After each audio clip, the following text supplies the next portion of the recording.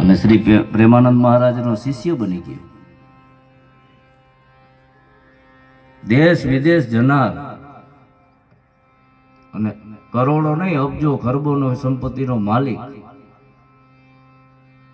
અને વિચાર કરો, અત્યારે હાથમાં સાવરણો લઈને વૃંદાવનમાં એ રાધાધામનું આંગણ સાફ કરે. આ તો ભક્તિ છે ભાઈ, કેને ક્યારે લાગી જાય.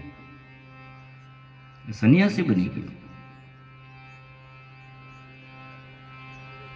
એને ખબર પડી ગઈ કે મારા જીવનને મારે પૂર્ણ વિરામ કેમ આપવો.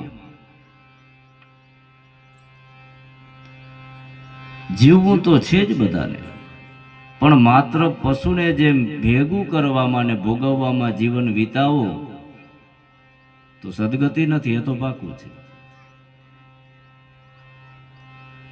પશુ જેમ ઢસરડા કરી કરીને મર્યા તો અંતે યામત